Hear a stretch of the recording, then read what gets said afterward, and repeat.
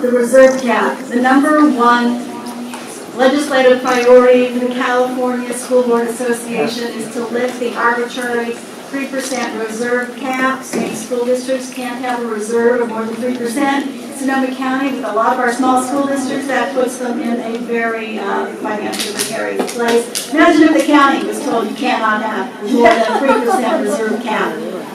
What are you doing to help lift that reserve cap? So the reserve cap was part of Prop 2 that was brought forward.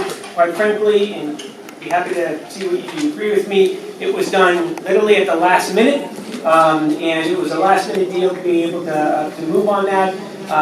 There is active discussion right now about the reserve cap in Sacramento, and what I also heard is that there may be some legislation moving forward next year on that issue. So I'm just going to be blunt. We had the reserve cap legislation that was brought forward by some Republicans this year. I think we need to get there's some challenges with that, not at all. So we just need to make sure that we're able to work that through, and that is an active discussion right now. Thank you so much. People in Sonoma County really don't trust their elected officials. This became obvious when they tried to pass Measure A, and 63% of people voted against it, despite the fact that the Board of Supervisors spent $500,000 to push it through, and roads are one of the #1 issues of the public. So why didn't it pass? There's two major trust issues hanging over Sonoma County like twin swords of Damocles. One is going to drop if the Andy Lopez task force recommendations end up being nothing but words and fluff with no behavioral attitude changes by law enforcement. Hear, hear. The other one is going to drop if Efren Carrillo is reelected and Sonoma County suffers 4 more years of a board that cannot claim any integrity, dignity, or credibility. It is time for our elected officials to call on Efren to publicly announce he will not seek re-election and rip this county apart. I would also like to hear the unions, the Democratic Party, come out with this.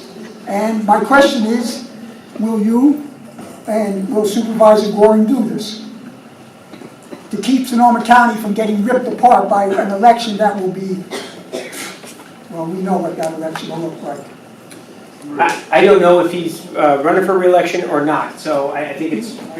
Well, I think you do know. it's time. He's been running since he got elected. Let's put it right. that way. He's at every photo op. All I'm asking is, are our elected representatives going to ask him not to seek re-election and rip this county apart more than he's already done? I mean, you did ask for him to leave the board earlier. What happened? All right. Nothing. So I know we have. I think it's premature as we don't know what he's going to be doing in regards to his future plans. But that's just. Well, are you going to endorse him if he runs for re-election? As far as I know, he has not made a decision as to whether or not he's going to seek it.